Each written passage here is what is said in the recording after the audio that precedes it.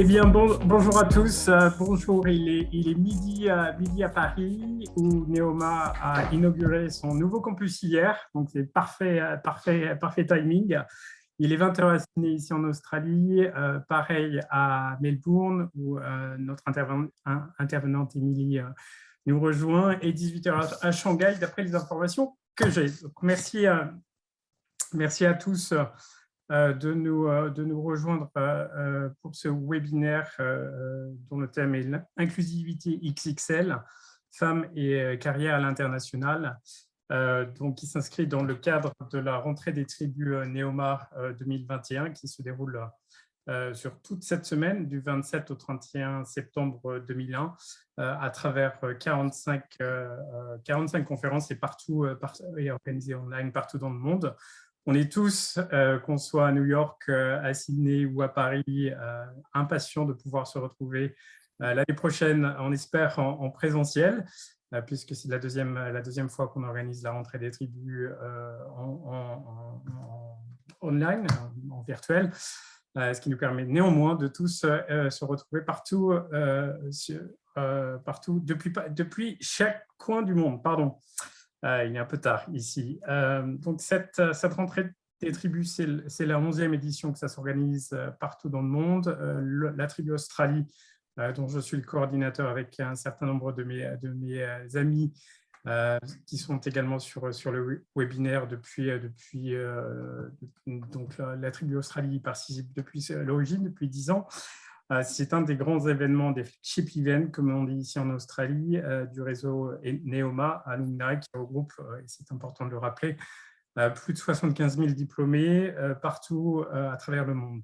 Neoma fête ses 150 ans cette année, donc on aura une nouvelle fois, on espère, l'occasion de le fêter en présentiel, autour d'une bonne coupe de champagne, dès que les conditions sanitaires nous le permettront plus facilement. Pour ceux que je n'ai pas eu le plaisir de rencontrer, il y en a quelques-uns de fait, puisque c'est un webinaire global. Je suis Sébastien Valéry, je suis franco-australien.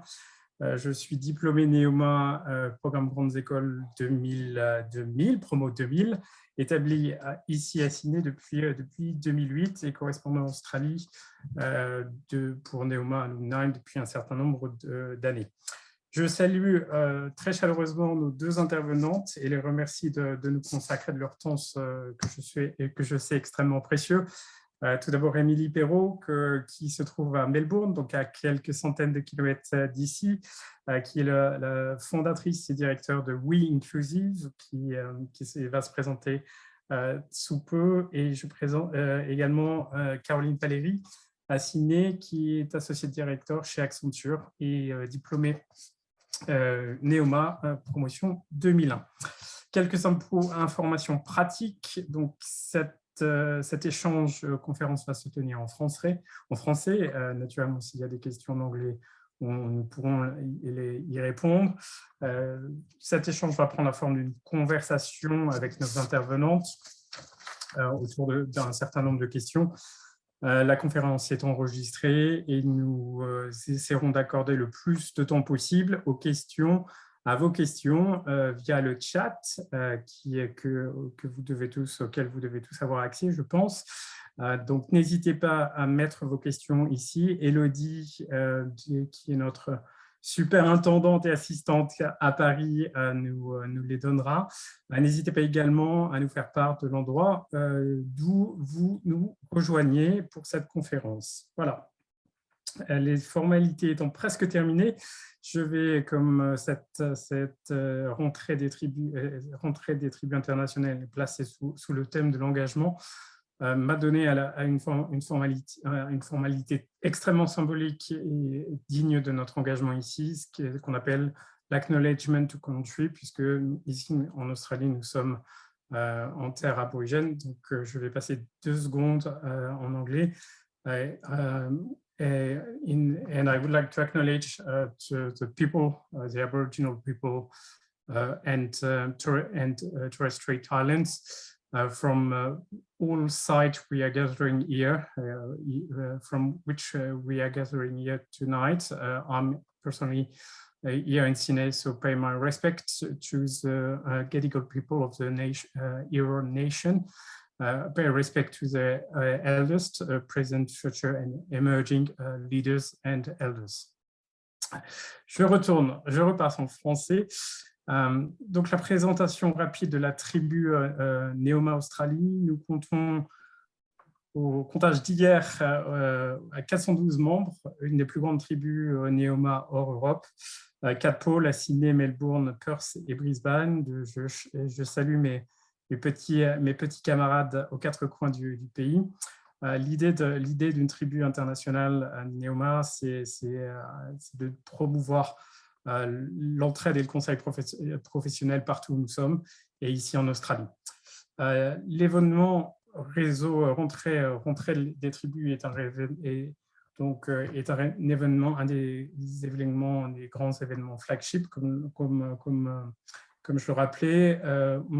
La tribu Australie y participe tous les ans.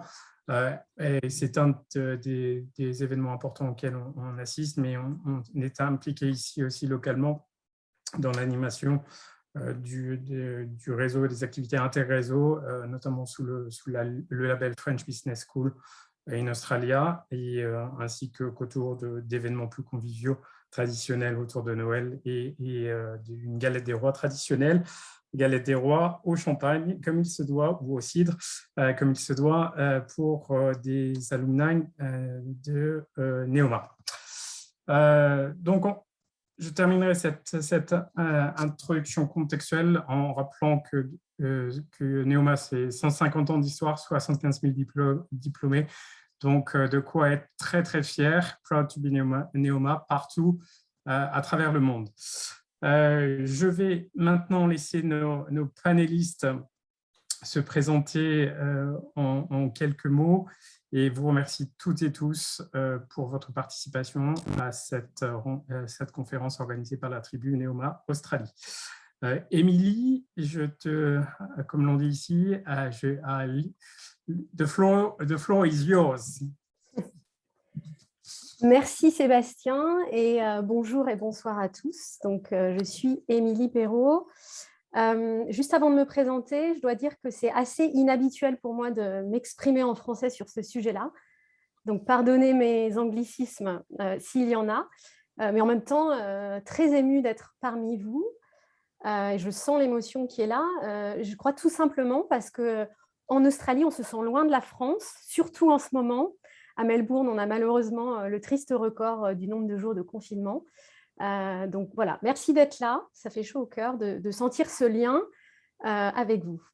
En quelques mots, je suis née en Lorraine et après avoir fait mes études à Lille et travaillé à Paris et en Europe, j'ai émigré en Australie en 2015.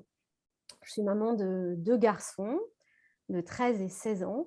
Et ce qui m'amène aujourd'hui, comme l'a dit Sébastien, j'ai fondé et je dirige toujours un cabinet de conseil qui s'appelle We Inclusive. Et vraiment, l'idée de ce cabinet est venue de ma conscience, au fur et à mesure de ma carrière, de la nécessité des efforts à déployer pour améliorer l'inclusion et la performance des entreprises. Parce que je pense que c'est 2 notions qui vont ensemble. Et donc, avec mon équipe, on a la chance de faire des missions passionnantes, parfois difficiles. On accompagne des dirigeants et des dirigeantes pour faire évoluer la culture de leurs entreprises, pour les rendre plus inclusives, bienveillantes et justes, et aussi pour permettre une croissance plus durable. Ça passe mesurer en quoi un processus de recrutement favorise l'inclusion, à former des managers. Une de nos dernières missions était ici de travailler pour le gouvernement du Victoria qui veut recruter des pompiers, plus de femmes parmi ces métiers traditionnellement masculins.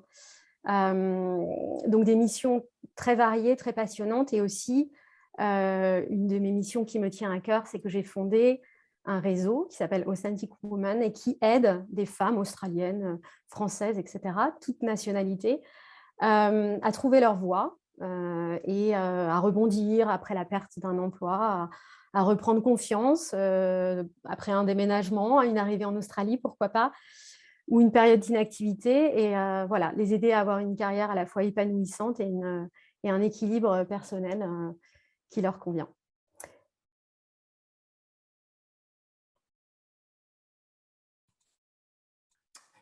Bien, merci Émilie. Nous avons un petit souci technique avec l'autre intervenante, Caroline, qui va nous rejoindre sous peu. Donc, ce que je vous propose, c'est de rentrer maintenant dans le vif de notre échange avec une première question autour, en fait, pour toi, Émilie, sur le thème, donc le thème de cette conférence est l'inclusivité XXL, femmes et carrière à l'international. Comment cela fait écho avec ton propre engagement et parcours, donc vraiment sous l'axe inclusivité et aussi internationale qui est notre spécificité ici, votre spécificité ici. Ok.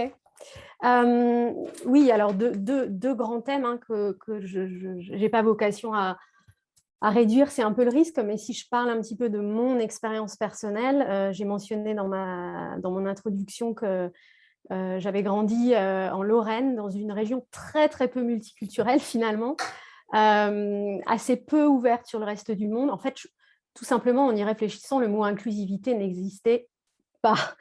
Donc, j'ai grandi à Verdun, une ville que vous connaissez peut-être à travers les livres d'histoire et malheureusement le rôle qu'elle a joué pendant la Première Guerre mondiale. Et mine de rien, je pense qu'assez jeune, la graine de l'inclusion a été semée dans le sens où j'ai senti assez jeune qu'il valait mieux comprendre nos différences plutôt que de nous opposer. Ça a mis du temps à émerger, mais je pense que c'est quelque chose qui a grandi chez moi et qui a été semé assez tôt.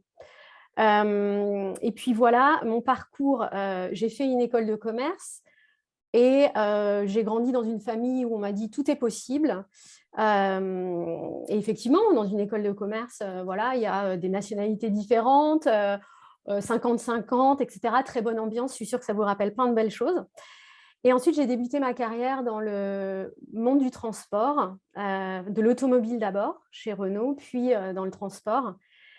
Et alors là, je suis tombée de ma chaise très, très rapidement parce qu'autour de moi, je voyais quand même très peu de modèles de leaders féminins. Donc, ça a été assez déstabilisant de me dire finalement, mais où sont ces femmes qui ont fait les mêmes études que moi, où ont-elles disparu? Et donc, ça a été assez difficile de faire sa place avec des expériences du sexisme ordinaire à des choses plus douloureuses, donc, sur lesquelles je ne vais pas forcément m'étendre. Ça, c'est pour la partie femme, on va dire, dans un secteur traditionnellement masculin qui a beaucoup impacté mon parcours. La partie internationale, je dirais, est beaucoup plus inattendue et elle a pris des formes inattendues. J'ai eu une première expérience à l'étranger en année césure pendant mon école de commerce. J'ai ensuite fait un voyage autour du monde pendant 6 mois, dont je suis revenue convaincue que j'étais une citoyenne du monde et pas simplement de France, et que c'était quelque chose que j'avais envie d'offrir à mes enfants. Et puis aussi, j'ai travaillé depuis la France, toujours dans le secteur des transports, sur des produits internationaux. Pour certains, vous devez être familier avec Eurostar, Thalys, etc. Donc, l'opportunité de travailler à la SNCF, finalement, m'a donné cette possibilité de faire de l'international depuis la France. Et j'insiste parce que je crois que le parcours des femmes et des hommes, mais aujourd'hui on est là pour parler des femmes à l'international, peut prendre des formes très créatives finalement. Et la dernière chose, c'est que ça n'a pas été un chemin tranquille, ça a été long. puisqu'effectivement, de l'idée de travailler à l'étranger qui est née à peu près pendant mes études, voilà, comme toi, Sébastien, dans les années 2000, je ne suis arrivée en Australie qu'en 2015. Donc, comme quoi, il faut aussi être patient. Voilà. Et aujourd'hui, c'est bien sûr au cœur de mes activités de conseil, de mes projets associatifs et puis de toutes les personnes que j'accompagne. Et je suis ravie de voir que Caroline nous a rejoints. Effectivement, donc bienvenue à Caroline, que je vais laisser rapidement se présenter et contribuer à répondre à la première question, et également sur comment le thème inclusivité XXL femmes à l'international fait écho avec ton parcours. Merci Sébastien, merci Émilie. Donc, bonsoir à tous. Donc, Caroline Valéry, je suis associate directeur chez Accenture. Donc, mon rôle, pour ma part, est d'être en contact en permanence avec mes clients pour les aider à transformer leur business et à réaliser de la valeur grâce à la technologie qu'on implémente pour eux. Donc, je suis programme directeur, donc je gère des projets d'implémentation sur une durée plus ou moins longue, mais en tout cas de plusieurs mois. Et donc, je suis passionnée par ce que je fais. J'ai 3 enfants. Nous avons 3 enfants, donc une fille de 13 ans et 2 garçons de 11 et 6 ans. Et quelque chose a vraiment résonné avec moi, ce que tu as dit, Émilie, c'est que tout est possible. Et pour moi, je vais progressivement répondre à la deuxième question, mais je ne me suis jamais dit que je ne pourrais pas faire quelque chose. Je pense que ça vient aussi peut-être de l'éducation. Et on a un deuxième point commun, c'est que j'ai vécu aussi en Lorraine, j'ai vécu à Metz pendant 3 ans quand j'étais toute petite. Mais voilà, ça nous fait un point commun en plus. Mais oui, pour être plus sérieuse, je ne me suis jamais dit qu'il y avait des limites dans quelques métiers que ce soit. Et pourtant, je me rappelle très bien que quand j'ai choisi mon orientation, j'hésitais entre classe préparatoire et métier d'architecte. Et une de mes profs m'a dit « Ne va pas vers l'architecture, c'est un métier très, très masculin, c'est un peu difficile, etc. » Et ce n'est pas ça qui a fait mon choix, mais quand j'y repense, je me dis voilà, c'est complètement un autre monde. On a une fille et 2 garçons et on les élève exactement de la même manière. Et pour nous, il n'y a aucune différence en termes de gender, on va dire. Ensuite, pour répondre à la question sur l'inclusivité et puis pour répondre à mon engagement et mon parcours, encore des similarités, mais j'ai commencé à voyager à l'international grâce à Neoma, puisque j'ai fait mais j'ai fait 7 mois au Chili. Donc, ça m'a également ouvert l'esprit et permis de voir tous les possibles et de se dire qu'il est possible de vivre à l'autre bout du monde et d'avoir une super expérience à l'international. Ensuite, j'ai commencé ma carrière chez Accenture très rapidement et pareil, j'ai eu des expériences à l'international assez rapidement. Dans le day-to-day job, je dirais, parce qu'on a des équipes qui sont internationales, donc on parle avec beaucoup de gens qui sont de différents pays, des pays de l'Europe, mais beaucoup aussi aux US et puis aussi beaucoup en Inde ou aux Philippines. Et ensuite, j'ai commencé à travailler pendant 1 an et demi à Milan. Et ensuite, nous avons déménagé à Sydney en 2008. Et c'est là où j'ai continué ma carrière aussi à l'international. Et pour moi, chez Accenture, il est très important de continuer à coacher des jeunes, des femmes, et de leur dire voilà, que tout est possible et qu'on peut, on peut tout faire. On peut avoir une carrière et aussi une famille, ou une carrière ou des hobbies, ou une carrière et quoi que ce soit qui nous tiennent à cœur à côté. Et qu'il suffit juste parfois de moduler les priorités selon les moments de sa vie, mais que voilà, on peut s'épanouir dans différentes activités professionnelles ou non professionnelles et être épanoui. Merci. Juste pour rebondir sur ce que disait Caroline, et peut-être, Émilie, tu peux partager ton éclairage, mais visiblement, les choses évoluent rapidement. Et comment, toi, tu es dans un poste d'observation du fait de ton cabinet, et sur comment qu'observes-tu au cours des dernières années en termes de progression et de carrière de femmes à l'international? Alors, plusieurs choses. Qu'est-ce que j'observe au niveau de la carrière des femmes et notamment à l'international? J'ai envie de me faire l'écho déjà de tous mes clients, que ce soit des entreprises publiques ou privées, internationales ou australiennes. Elles ont envie de féminiser leurs équipes. Voilà, ça c'est clair. Notamment, je travaille beaucoup avec des secteurs traditionnellement masculins, le transport, l'énergie, la construction. Ces secteurs-là ont envie d'attirer des femmes. Donc, c'est vraiment le message que j'ai envie de faire passer. Mes clients cherchent à recruter plus de femmes dans des métiers traditionnellement masculins et aussi dans des postes de leadership. Donc, il y a des programmes assez proactifs mis en place par ces entreprises pour promouvoir des femmes dans des postes de leadership. Et ça passe bien évidemment par la possibilité d'avoir une carrière à l'international. Donc, en tant que femme, j'ai envie de dire, et d'ailleurs, je fais une petite parenthèse, je ne sais pas qui est là, donc n'hésitez pas à commenter dans le chat, poser vos questions. Je ne sais pas si je parle à des gens qui sont en France, qui sont en Australie, qui sont quelque part dans le monde, donc ce serait super de savoir ça.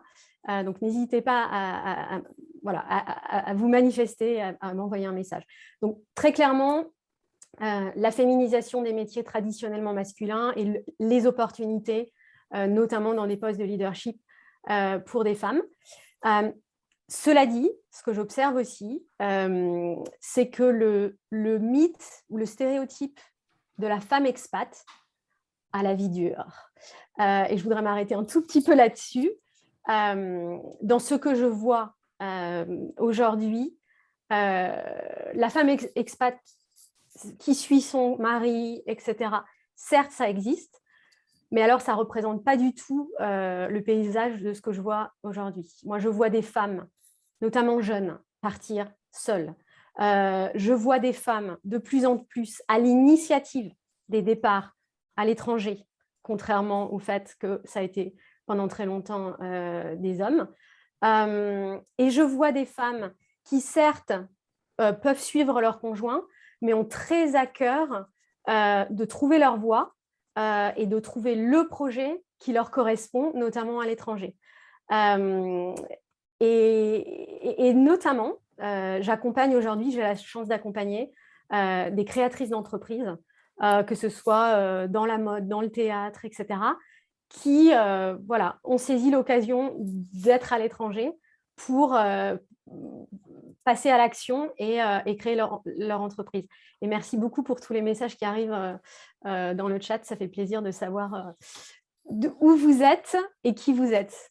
Super. Et d'ailleurs, j'ai plein de choses. Pardon, Sébastien, à toi. Non, mais parfait. Tu as parfaitement rappelé l'encouragement à mettre les questions dans le chat. Donc géographiquement, on salue tout le monde sur la planète avec une petite tendance, une petite concentration à Sydney, Melbourne, Paris, Nice. J'ai vu d'autres villes, mais en tout cas, merci à tous. N'hésitez pas, j'ai vu quelque chose également de l'Aisne, bien sûr. Donc, il nous manque juste Lorraine, ce serait parfait, et de Normandie aussi, ce serait top. En tout cas, bravo et merci encore d'être là. N'hésitez pas à poser des questions, on les filtrera et on en posera le plus possible. Donc, le mythe de la femme expat, en fait, c'est clairement un mythe de plus en plus. C'est passionnant de l'apprendre parce que c'est effectivement quelque chose qu'on constate de plus en plus sur le terrain. Je pense même que hommes et femmes expats, il y en a de moins en moins.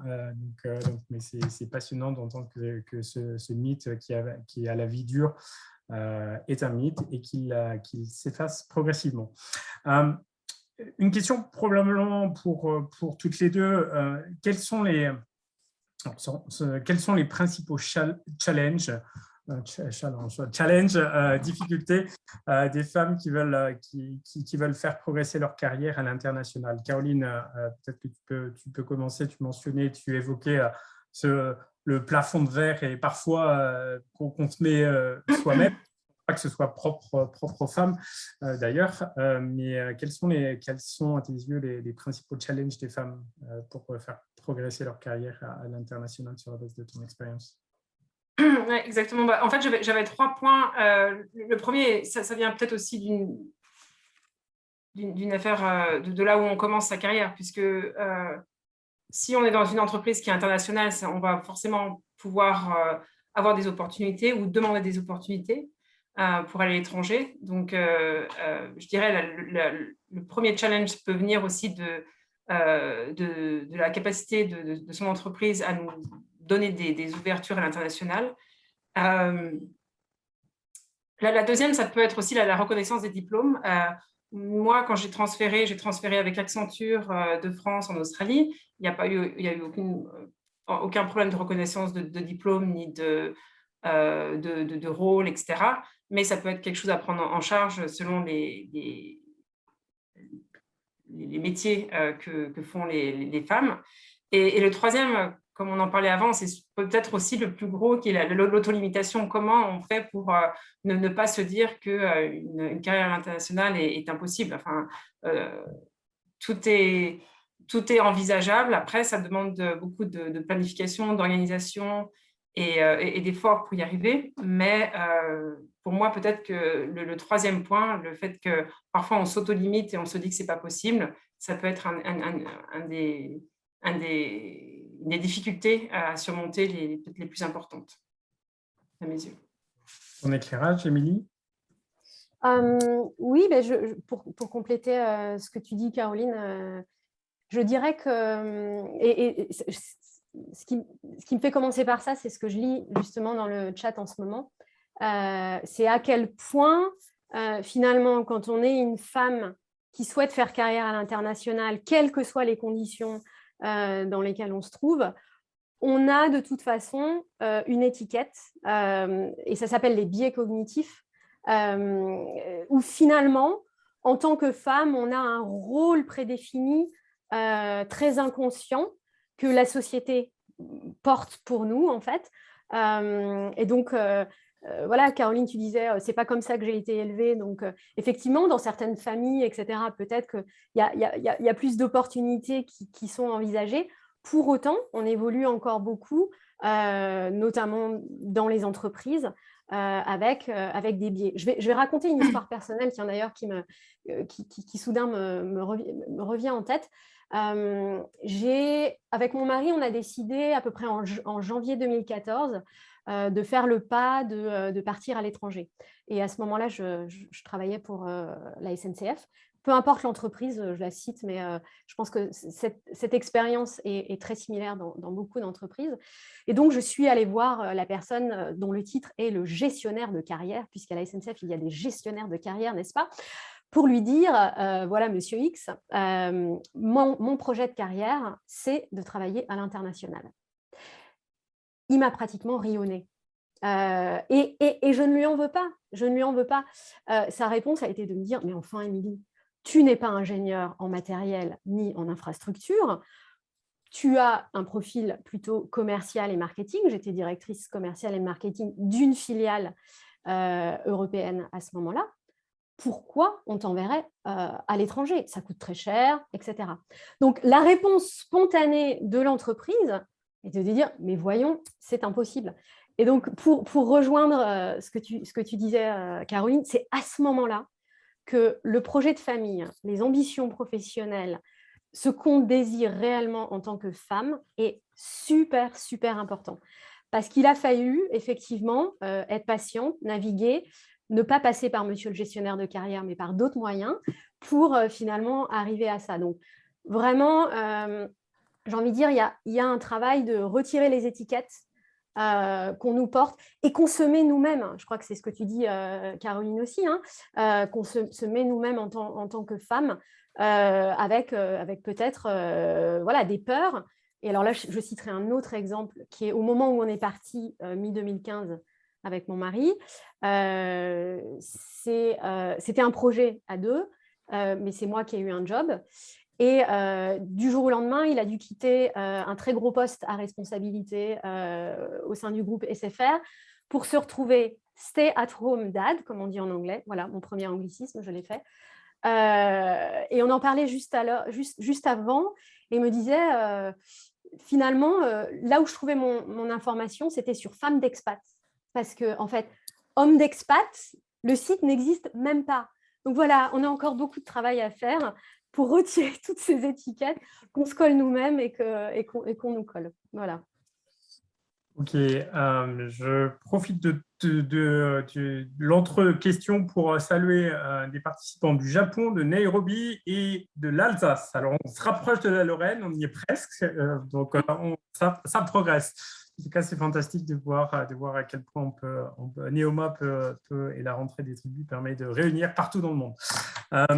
Donc, rapidement, rapidement, on prendra le temps qu'on veut, mais quels sont, Émilie et Caroline, quels sont les conseils les plus importants, en fait, pour une carrière à l'international? Quels sont, il y en a des tonnes, mais quels sont les deux plus marquants, à ton avis, sur la base de ton expérience et ceux que tu pourrais partager avec les participants?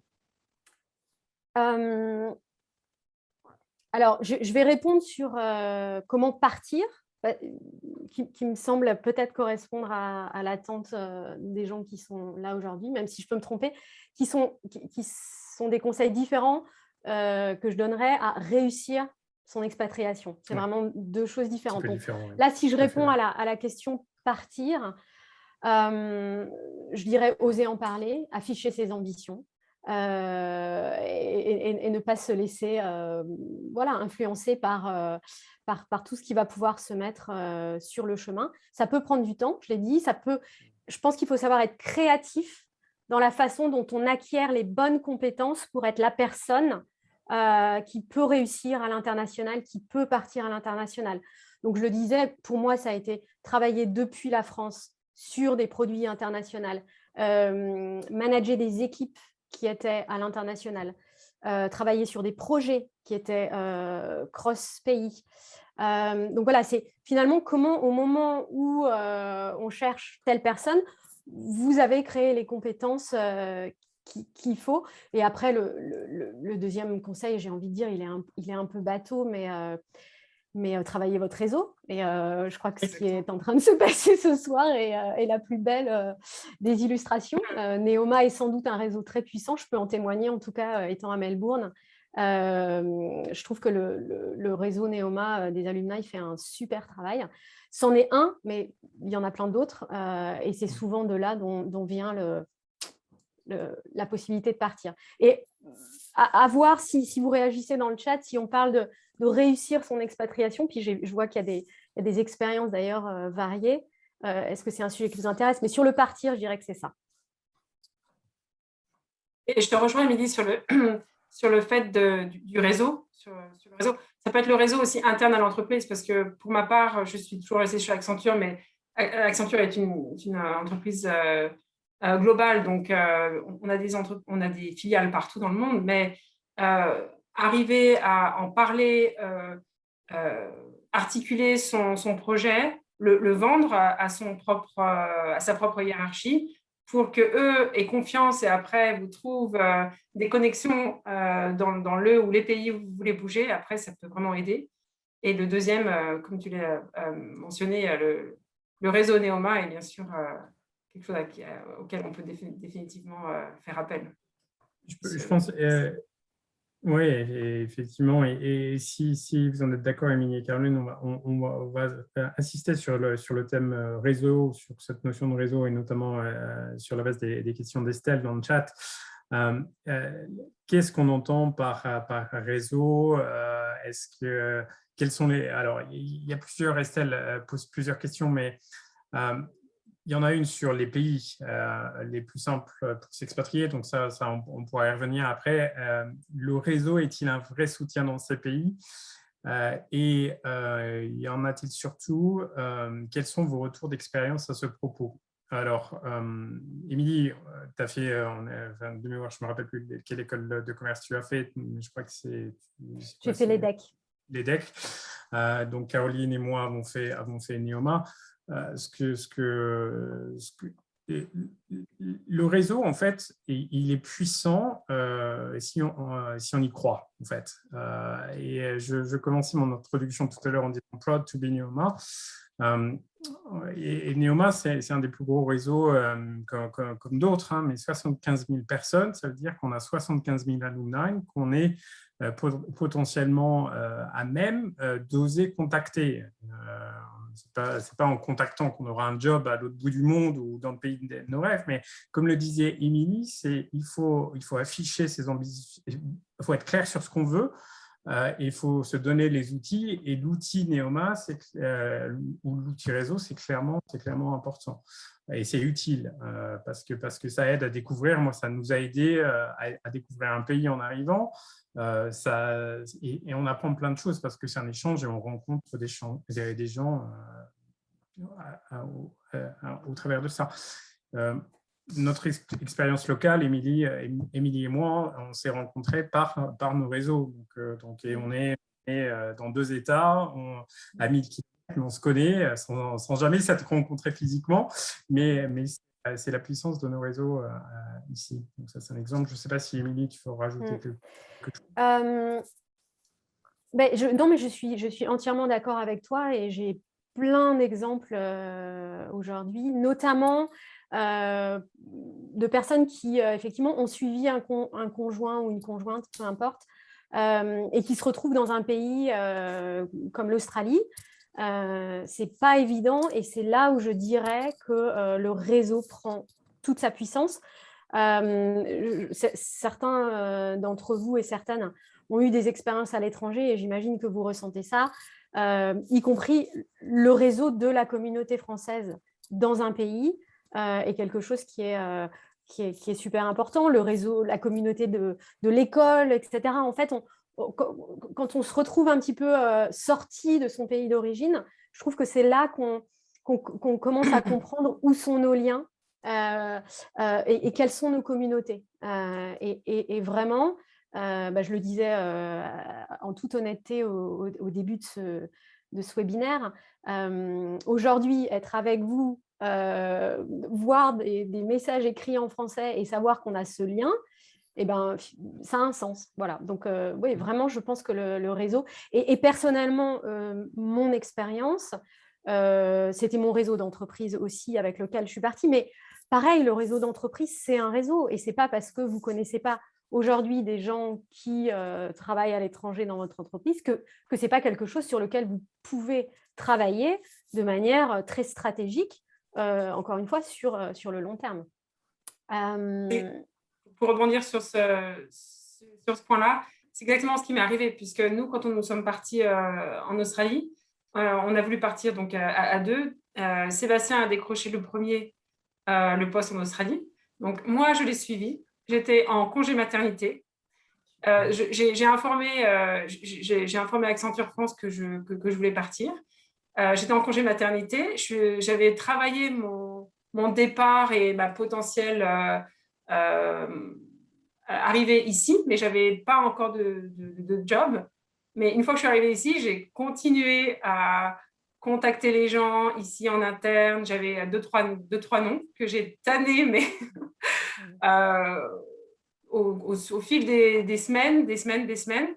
Et après, quelque chose s'est fait. Il y a eu un rôle et une opportunité et ça s'est fait très rapidement. Donc, ne pas perdre aussi la foi et le réseau interne à l'entreprise ou le réseau Neoma fonctionne.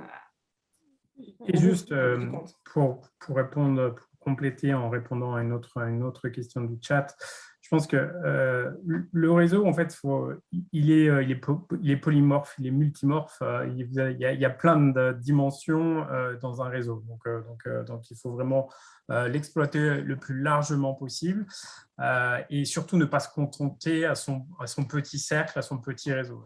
Il faut être curieux. Donc ça, je pense que c'est important. Le deuxième, il y avait une question dans un chat. Alors, c'est très, très difficile. Il n'y a pas de question il n'y a pas de réponse parfaite à cette question de savoir s'il y a des pays où c'est plus facile de partir, d'immigrer ou pas. Et ça, Émilie, tu en as peut-être vu d'autres. Ce que je sais, c'est que même l'Australie, qui est un pays qui fait rêver, qui est relativement proche de la France, il y a toujours une phase profonde d'adaptation, voire de choc culturel. Donc, il y aura toujours une période où il faut s'adapter. Je ne vais pas dire que l'Australie est un pays simple pour s'installer, mais c'est jamais gagné parce qu'il y a toujours une forte ça demande beaucoup d'investissement personnel de partir dans un autre pays. Peut-être... D'ailleurs, pardon. Oui, vas-y, Émilie. Non, mais j'ai vu que une des personnes qui était présente était consultante dans le cross-culturel. Et d'ailleurs, peut-être qu'on peut aussi maintenant faire des échanges et des conseils en utilisant le chat. Parce que ça, vraiment, j'ai envie d'insister sur ce point-là. Comme tu le disais, Sébastien, l'Australie paraît a priori un pays dont les codes ressemblent à un pays occidental. Donc, quand on arrive en tant que Français en Australie, on se dit, bon, c'est assez similaire. Et je pense qu'un des gros challenges, c'est justement de ne pas voir en fait assez tôt tous les gaps culturels qui peuvent exister entre différents pays. Et ça, vraiment, si j'ai un conseil à donner, c'est d'investir là-dedans pour justement décrypter ça, le comprendre, le décoder. Ça n'empêchera pas les erreurs dont on ressort toujours plus grand, mais je pense que c'est un point important. Voilà, que j'avais envie de... Personnellement, si je reparle de mon expérience, j'ai énormément souffert du syndrome de l'imposteur quand je suis arrivée en Australie. La communication était quelque chose qui était plutôt, on va dire, un de mes talents. Et je me suis retrouvée dans un pays où c'était pas ma langue maternelle, m'exprimer était devenu beaucoup plus difficile. Et en plus, les Australiens, depuis qu'ils sont tout petits, apprennent à présenter, sont très à l'aise à l'oral. Et donc, du coup, je me retrouvais à me dire, mais en fait, mais qui je suis, quelle est ma valeur? Et ça a été un moment où ça a tangué intérieurement. Et je crois que c'était ce processus de découverte de ma nouvelle identité. En fait, je ne pouvais plus simplement être celle que j'étais en France, exactement la même. Il fallait bouger et ce n'était pas forcément simple. Voilà. Alors, on peut pas faire intervenir, je vais vérifier avec la régie centrale à Paris à 18 km, on ne peut pas faire intervenir oralement les membres de la conférence, mais on va essayer de couvrir les questions du chat. Juste peut-être une dernière question sur le thème de l'inclusion avant de balayer toutes les questions du chat. Que reste, alors c'est un peu large comme question, mais qu'est-ce qui vous semble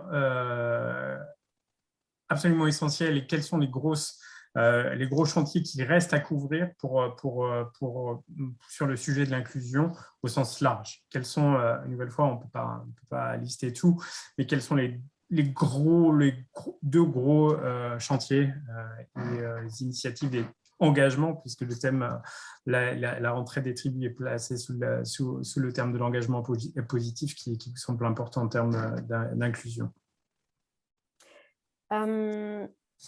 Alors, souvent, je le résume en disant que les entreprises sont très focalisées sur plus de diversité, et plus de diversité ne veut pas dire plus d'inclusion. Donc, je vais donner des exemples. Je l'ai cité d'ailleurs tout à l'heure, j'ai des clients qui me disent on a envie de recruter plus de pompiers femmes. Donc, tous les efforts vont être mis sur recruter plus de pompiers femmes. Oui, mais comment on les retient?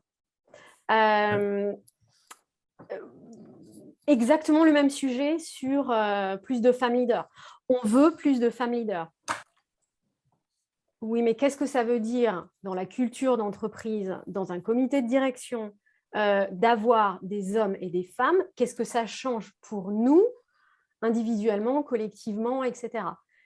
Je crois que c'est ça le vrai, pour moi, la vraie transformation nécessaire, c'est passer d'un mode, parfois un peu, on dit ici, tokenistique, hein, c'est-à-dire on tique les box, là, voilà, c'est bien de le faire, donc on va le faire, etc. Mais si on ne regarde pas en nous ce que ça veut dire, et quand je dis en nous, c'est à la fois à titre individuel qu'à titre collectif. En termes de culture d'entreprise, d'histoire qu'on se raconte dans les couloirs, et aussi de tous nos biais et de toutes nos croyances individuelles. Pour moi, c'est ça ce travail. Et ce travail, il demande du temps, mais je pense qu'il est important pour progresser.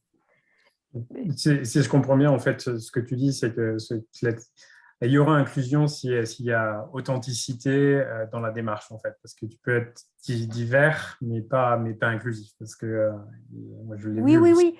Et ça passe par l'authenticité, mais pas que, hein, parce que ce dont on parle là, ce sont souvent des choses qui se font au niveau de l'inconscient. Hein. C'est-à-dire que, je veux dire… Moi, il y a une statistique absolument parce que j'ai travaillé quelques années au sein du groupe Qantas, qui est pour les non-australiens de la conférence, la compagnie internationale aérienne australienne. Et Qantas, en fait, chez les pilotes, en fait, un des objectifs de diversité et d'inclusion, c'est d'augmenter la proportion des pilotes femmes dans la compagnie.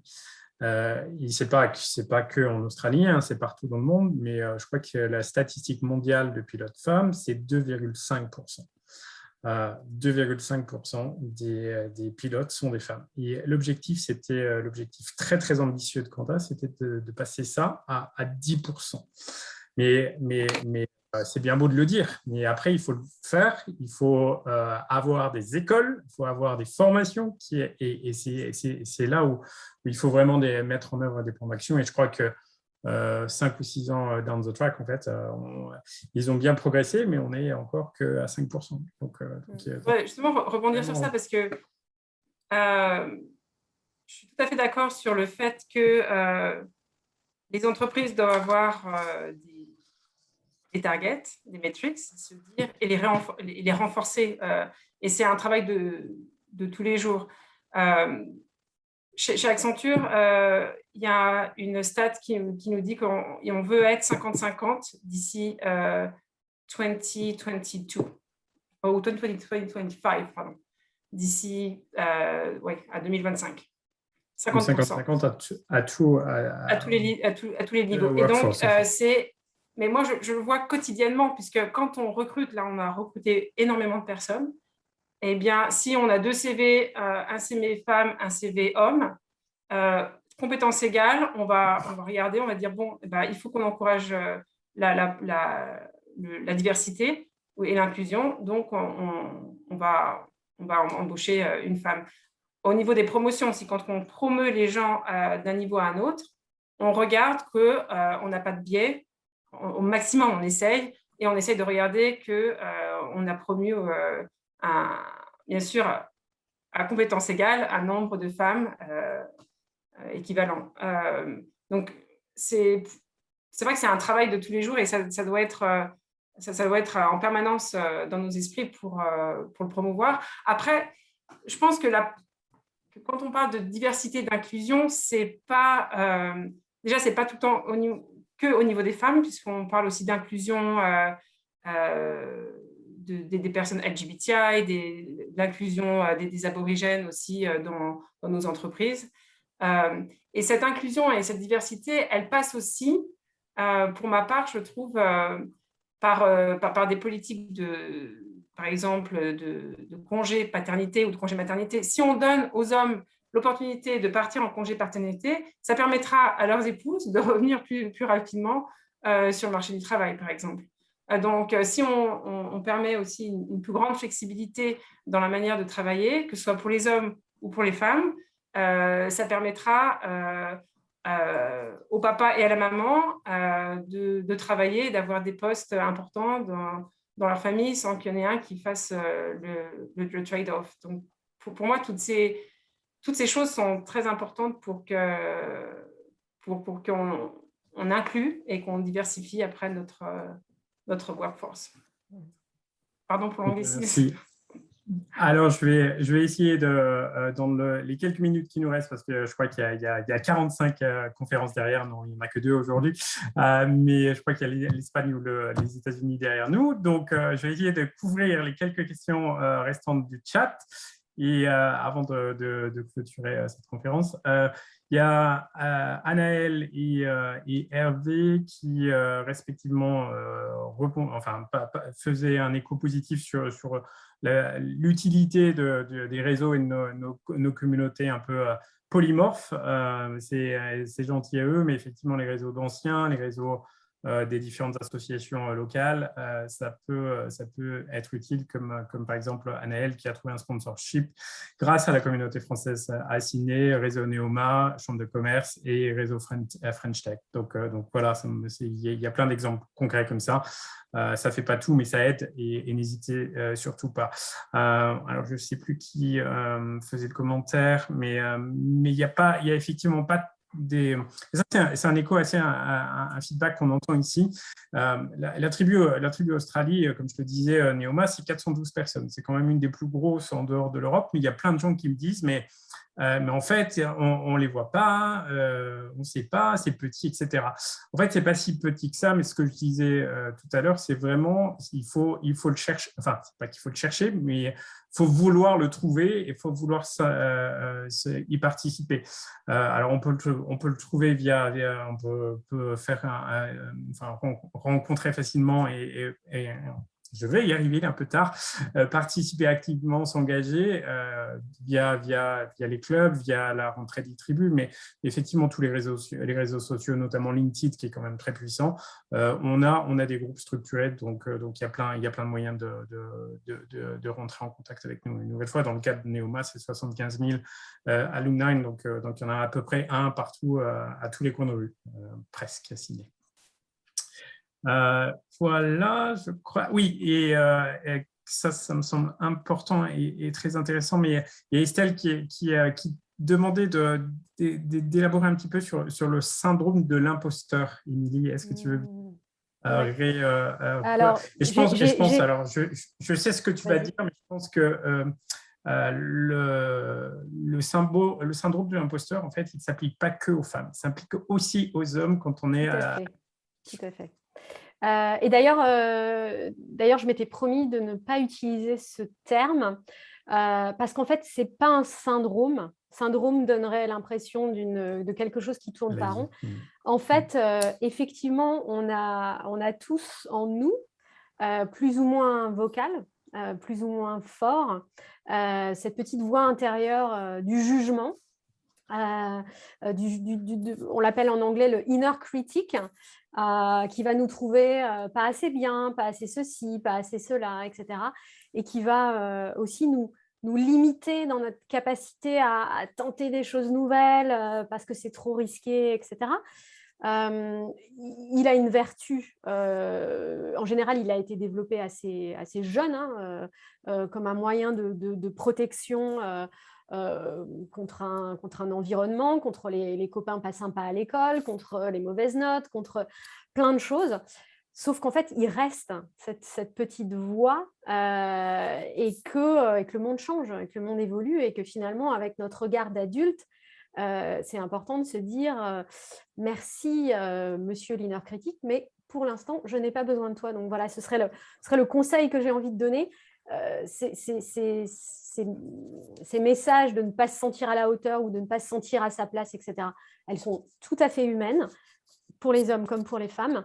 Et le travail, c'est de peut-être savoir les remettre à leur place, notamment quand on est sur vouloir prendre un poste de leadership, vouloir travailler à l'étranger.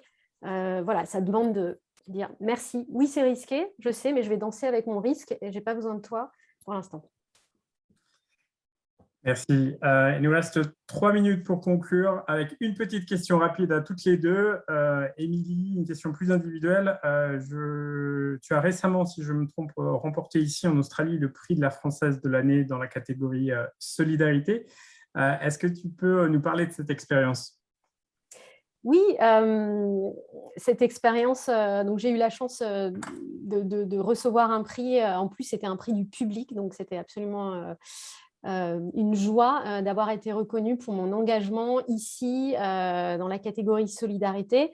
Je crois que je l'ai dit à demi-mot, j'ai des engagements entrepreneuriaux dans le cadre de mon entreprise, mais j'ai aussi une partie de mon activité qui est dans le bénévolat et dans la solidarité. Auprès des femmes et pas seulement. J'accompagne des personnes transgenres à créer leur entreprise. Voilà, quand on parlait de diversité qui ne s'arrête pas seulement aux femmes, c'est ça. Et donc voilà, j'ai avec vraiment très chaud au cœur, j'ai reçu ce prix. Alors, on est en confinement, donc c'était très comme on est là. Mais merci. Pas de fausse modestie parce que pour avoir suivi le prix, il y a quand même eu des milliers de personnes qui ont voté. Donc c'est bien mérité. Super, merci beaucoup. Et ça me pousse à continuer et ça me fait dire que c'est un sujet qui intéresse beaucoup, beaucoup de monde.